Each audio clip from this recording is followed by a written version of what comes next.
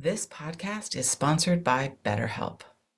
After experiencing trauma, I went to therapy, and my therapist guided me through a difficult time in my life. They helped me understand what was happening and provided me with tools to cope and find my own strength and resilience. Their experience and compassion were invaluable and enabled me to rebuild my life and move forward. I strongly believe in the power of therapy to help people through difficult times. BetterHelp connects you with a licensed therapist who is trained to listen and give you helpful, unbiased advice. First, you go to their site. You can use my link, betterhelp.com/resilience.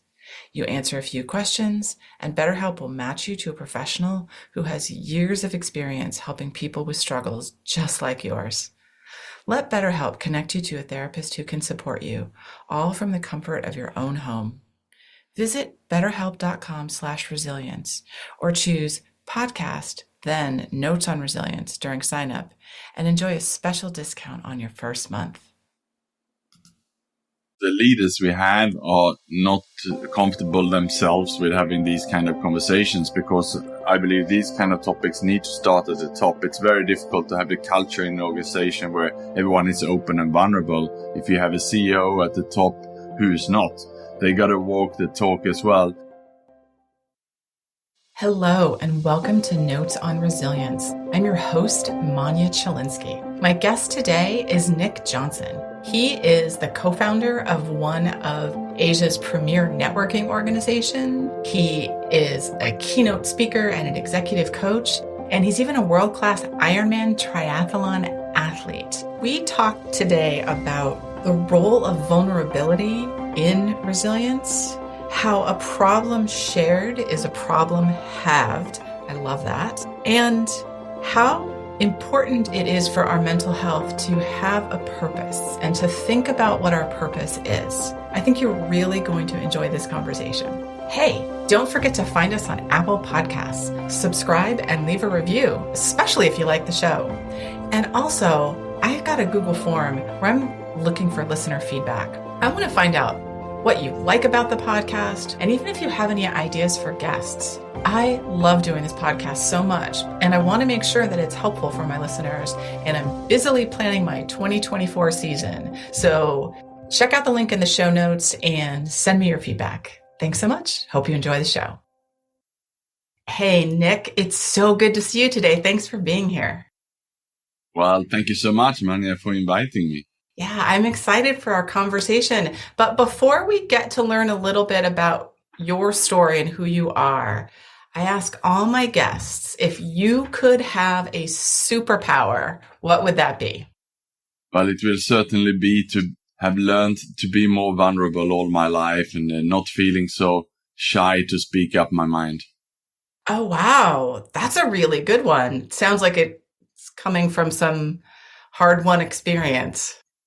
Yes, definitely. It's always like that, right? We need to learn it the hard way.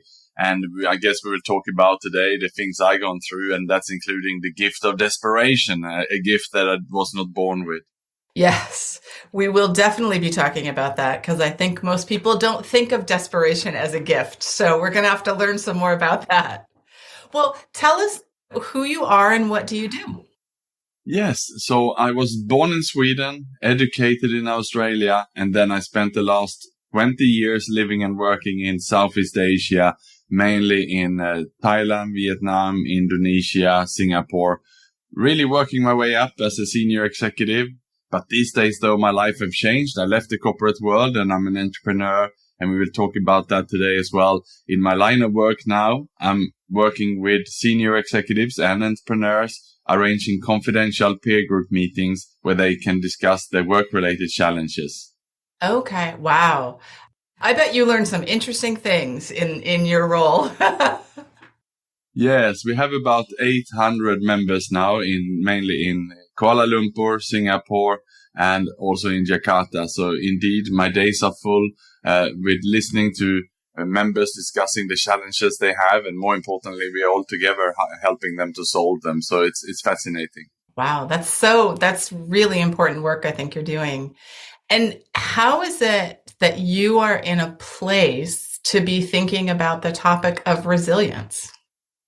Well, I have learned that resilience is easier when you share it rather than grinding through and doing it yourself. So what we do in the peer groups basically is then, learning and practicing for everyone to speak up more. And I talk a lot about the vulnerability muscle, and we're practicing the vulnerability muscle so that you get comfortable with the uncomfortable, which in this case is exposing yourself and sharing some of the challenges you're going through in your workplace so that others can help you solve them. And that is really what I believe is the key here. Yes. I like what you said, to get comfortable being uncomfortable. That, I think a lot of us have a natural resistance to feeling uncomfortable. How do you help someone get more comfortable with managing those kinds of uncomfortable feelings? Well, it's not something that you can jump all over suddenly in a quick go. People will perhaps panic and run away then. So we have to build it up very slowly. And the way we do that is when someone gets introduced to one of our peer groups, we make sure that we make it a safe space. Everyone signs a non-disclosure agreement. Mm-hmm. There's no competitors in the room. We prepare them for the first meeting. And in the first meeting, really, they get a chance to introduce what's the expertise they're bringing into the group. But already in the first meeting, they will also need to present one work-related challenge that they would like to get some help with. So already in the first meeting, they should have opened up about something and that is pressing to them. And hopefully, therefore, they will leave the first session feeling, wow, I spoke up about one of my work-related challenges. I had this conflict in my team for a long time. Now I have 3-4 different solutions and to try to solve this. And then they have this positive experience. So when they come back the next time, they're more likely to open up a little bit more, become a bit more vulnerable, and therefore get even better support. Right. Wow. The work that you're doing, you're really helping people build their resilience muscle. You're giving them the tools to do that. Yes, absolutely.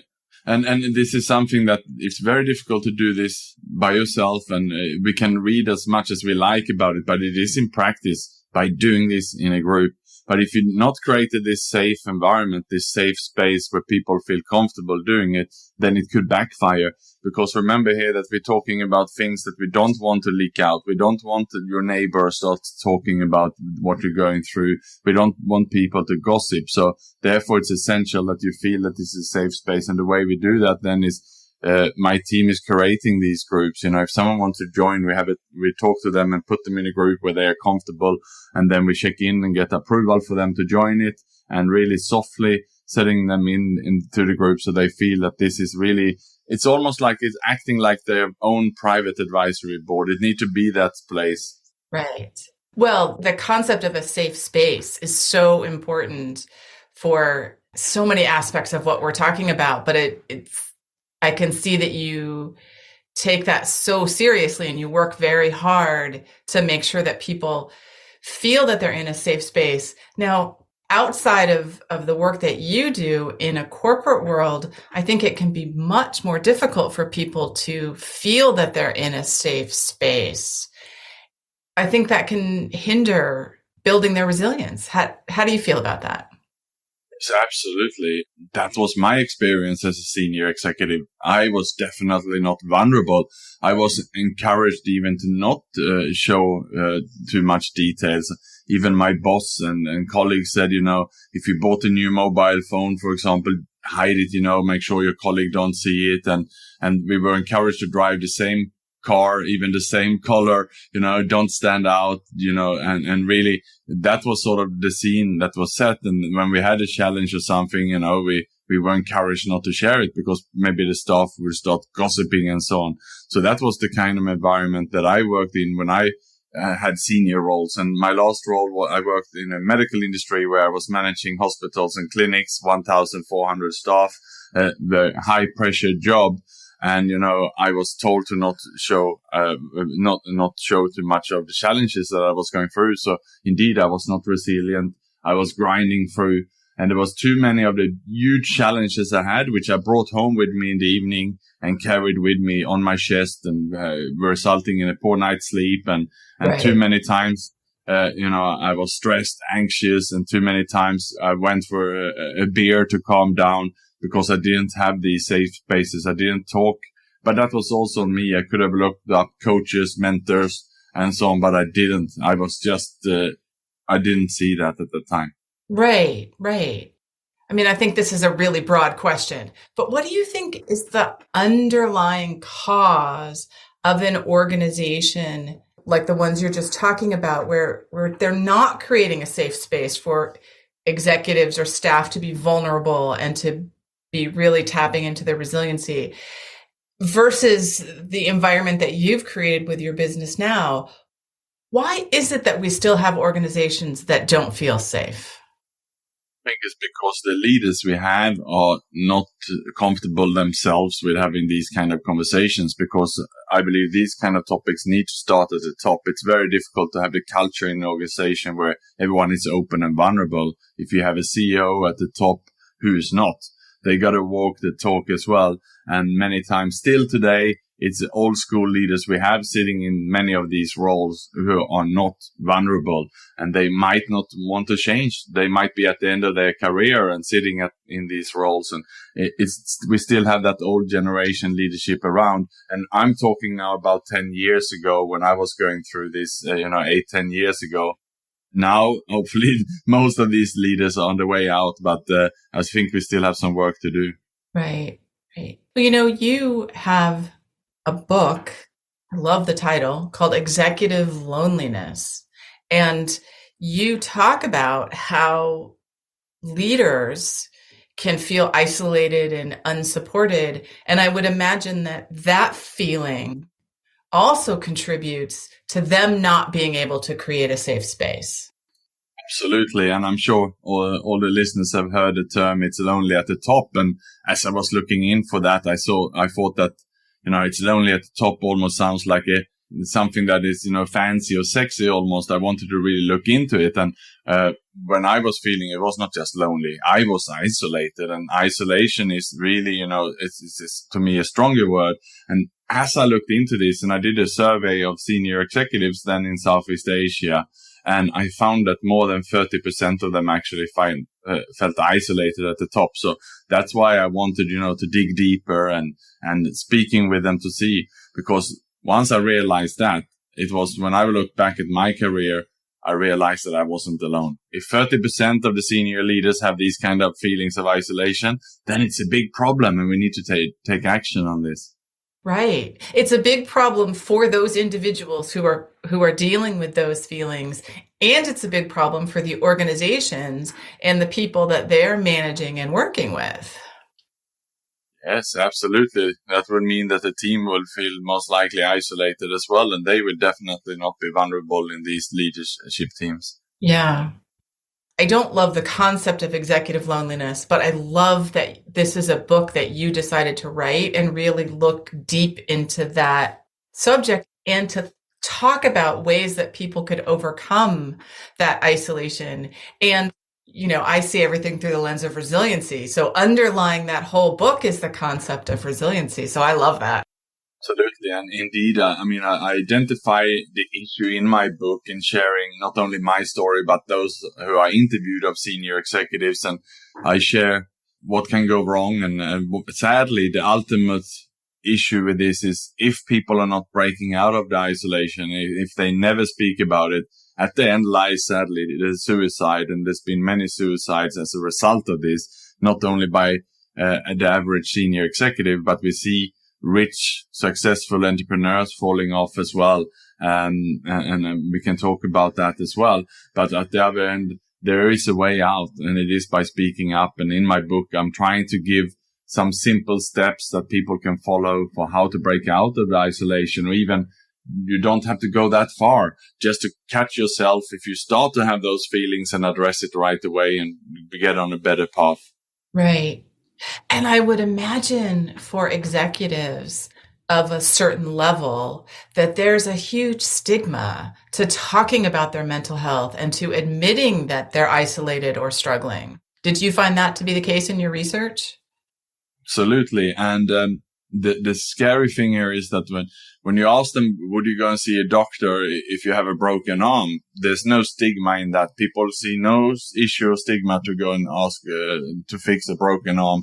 But when it comes to the mental health, we still live by this, and the research I found, and it's aligned with the Mental Health Foundation in the UK, who also did a big survey on this, that 75% of the people will not ask for help for mental health issues.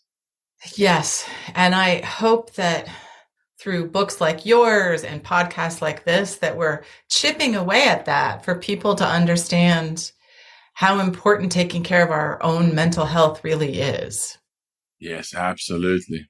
So, some of these strategies to build resilience, to overcome isolation that I know that you talk about in your book, some of these are things that we individually need to do for ourselves. What kind of role do you think, though, our organizations play in being supportive of people? So our workplaces or other institutions? Well, I think, as mentioned before, it has to start at the top by the leader showing vulnerability and being able to connect with the teams. And the way the leaders can do that is on a one-on-one level when they meet team members, by being vulnerable first, by sharing something personal about themselves so that the employee feel safe, that they can also open up about their challenges.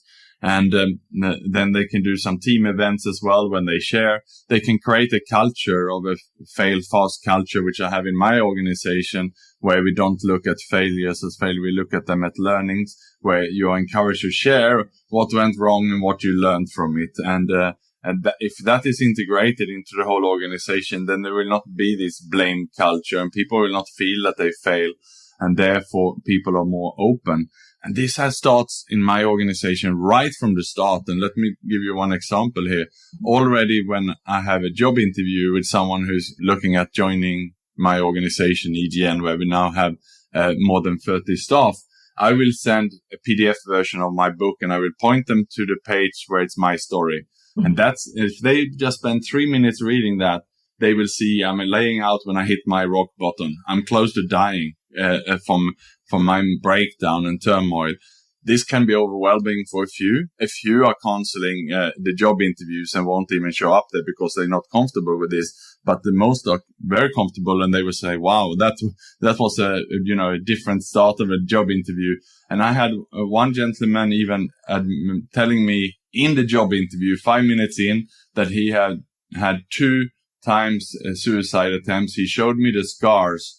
And if that's the start of a job interview, you can understand how vulnerable we are and how honest we are with each other. I hired a guy, and he's been working for me for 2 years now.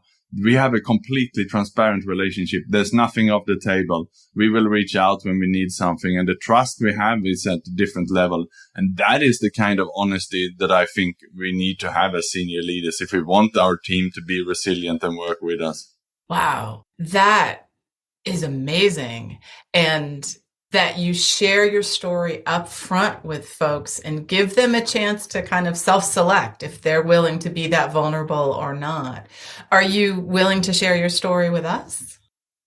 Yes, absolutely. I'm an open book in that sense. My story is indeed in the book as well, and I shared it a bit reluctantly in the beginning, but these days I can. So basically what happened was, if I'm going back a couple of years ago, I was laid off first time because I didn't perform too well. I didn't get along well with my boss. Whatever the reasons were, I felt at the time that the world was against me.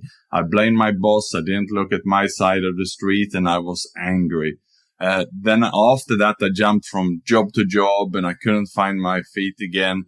And I then landed in another job, and I was very happy. I got promoted. I was on the roll again. Then after 5 years in this role, the company was going through a merger acquisition, and suddenly, boom, I was laid off overnight. And I was not ready for that. I didn't have a CV or anything. It was a big blow to my ego, and I was full of insecurities. And being an expat then in Asia, I had my son who was 5 years of age. I had my ex-wife. My son was in a school paid by the company. My employment status, including work permit, residency in the country was Indonesia at the time, all was tied to the employment. So I lost everything I had overnight. Wow. And I panicked, and I didn't know what to do. I then pushed away my ex-wife and asked her to move back and stay with her parents in Sweden, and asked to give me time to find a new job. And that was the worst thing I could have done, because I pushed away everyone and I just isolated myself and I didn't talk to anybody about this. So that was the beginning of my fall. Wow. Wow. And having so many aspects of your life tied to that employment, I can imagine it just felt like the floor dropped out from beneath you. Wow. Yes. And I managed to get a great job, perhaps even better job than before, better package and everything, perhaps my dream job.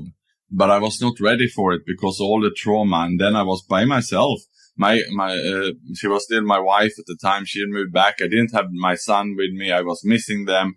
And I had not dealt with the trauma. I had not spoken to anybody about this. I was just grinding through and showing that I was strong and can go through this. But as I started this next job, I remember being super anxious about the probation. It was a 3-month probation. And every day I came into my work, I was thinking, maybe they will pull it. Maybe I will not pass the probation. Eventually I passed the probation and I had a communication with my wife, and they said, should they move back then to Indonesia to be with me? Should we enroll our son in school again? I said, I'm not feeling so sure. The result is not great. Maybe again, for a third time, I will lose my job. I don't think it's safe. And then we said, let's look after a year. But after a year, I kept having these, insecurities inside me. And I had at this time stopped or reduced my exercise, and I had turned to bad diet. And what I did was instead, replacing all my exercise with more and more alcohol. So my way to deal with all of these things was to go to the bar after work and drink. And that worked. I used to calm down a bit and having a good time. But the next day I woke up and I came into the office, I felt more isolated and my health was going down. I gained a lot of weight, and this kept going on for 2 years until I hit rock bottom in 2018 when I thought I was going to die. Wow. Wow. But I think of you as an athlete, right? You do triathlons. And so I guess how does staying focused on your goals help you overcome that kind of adversity?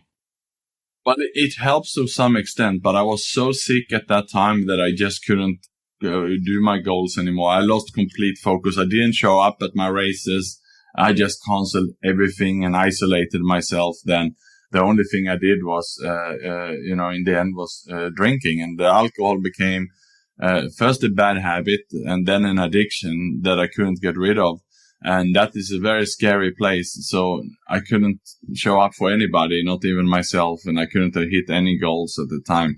But when I then hit my rock bottom and I had met another woman who's now my wife, and I decided to open up to her, I just told her how I felt inside, and she was shocked and surprised. She had no idea that I was going through some pain. She thought that everything was good. She could see that I gained some weight, but she was not with me when I was really fit, and she was not with me when I was an athlete. Therefore, it was not such a surprise to her. But as soon as I shared my problem with her, it was what they say, a problem shared is a problem halved. And I had a V-shaped recovery because she did what a human being would do. She listened with empathy. She then took me to a doctor. And then after that, she took me to a recovery program for people with alcohol problem. So within 24 hours, I was exposed, but I was ready to get help. And since then, it's a bit over 5 years ago. I've not had a drink since, and really coming back to achieving goals and being full of energy and happy person again. Wow. Thank you for sharing that. And you said something that I so love, which is that a problem shared is a problem halved. But I think so many times our inclination is to not want to share it. So we're kind of working at odds against ourselves. I don't know where that comes from. So through your experience and, your personal experience and your work, what is an important lesson about resilience that you have learned? Well, I would say that one of the absolute key things is as soon as we are faced with a challenge, a problem, or perhaps a gut feeling that something is not right here, that we stop and pause and write it down. My whole desk is full of post-it notes here. I have post-it and that kind of notes on my mobile phone. And I catch myself these days immediately and write it down. And should it be that I miss it, before I go to bed every evening, I do daily inventory where I will write down things.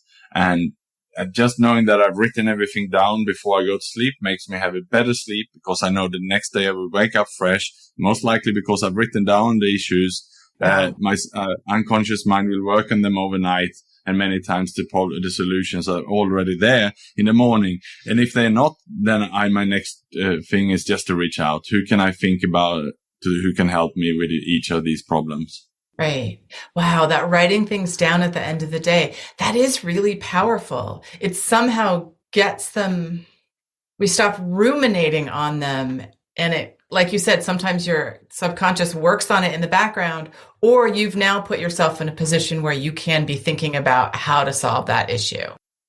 Yes, absolutely. And I've even created this kind of culture in my teams. So we have different chat groups and so on. And with the sales team, for example, we have one group.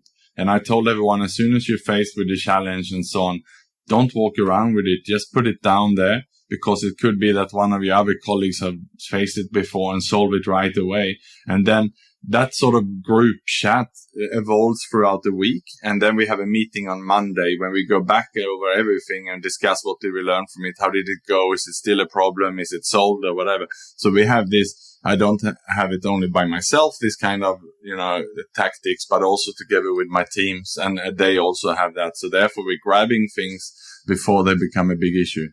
Yeah, I think that's so important. I love the sound of the culture at your organization. It just sounds like such a great place to work. Nick, we're getting close to the end, and I could talk to you for many more hours, but I've promised people that my podcast will stay short. So what is one question that you wish I had asked you, and how would you answer it? Yeah, I think the one question is also about something which is a bit deeper, perhaps, that we are about today, and it's about purpose. Mm-hmm. And so I think if you would ask, how can finding a purpose make a difference for someone's mental, emotional health? Okay. So how would you answer that question? Pretend I just asked you, how would you answer it? Yeah, well, purpose is something I'm talking about in my book as well. And it's the last chapter, because it's something that, as a busy executive, we're rushing through our lives and we might not have time to pause and really think deep. What is it I'm doing here? And that was also the case in my case. You just, funneled into, here is your life, go through university, get a scholarship, top some classes, and then you get a good job, you get a good paycheck, and there you start as an account executive, then manager, director. Your path is all set up, and you're just running that rat race, elbowing your way to the top without really thinking, is this what I want to do? And I think that's where we need help. We need to pause. And if we cannot do that ourselves, doing it with a mentor or a coach or someone who can talk through with you to really analyze what is it that tick for you, what is it that make you excited. And I did not do that until I hit my rock bottom and I started to patch back my life. And I realized that, in many of these recovery programs, the 12-step programs and so on that are out there, that's what it's about. It's about really deflating your ego and looking for something bigger out there. So life really about, getting to the top and being isolated there, or is it about helping others and lift them? And I think that's something that is very, very important when we're talking about mental health and resilience. Yes, absolutely. So thank you for sharing that. What would you tell your 18-year-old self about resiliency? I would definitely say that it's about being vulnerable, sharing the problem, discussing it, and solving it together, and basically inviting other people's opinion and working together to solve it, rather than trying to be the hero and solving it yourself. Yeah. Oh, I like that. Now, do you think your 18-year-old self would have listened? That's a different challenge, Manya, isn't it? It would be very difficult. Absolutely. Well, Nick, thank you so much for chatting with me today. How can our listeners reach you and learn more about what you've got going on?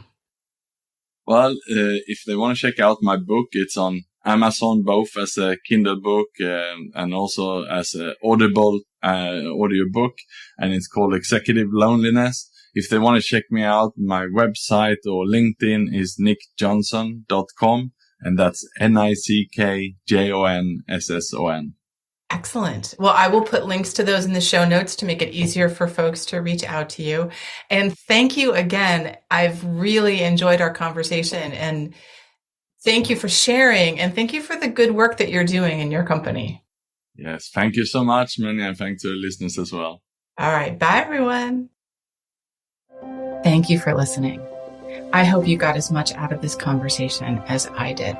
So if you'd like to learn more about me, Manya Chilinsky, I work with organizations to help understand how to create environments where people can thrive after difficult life experiences.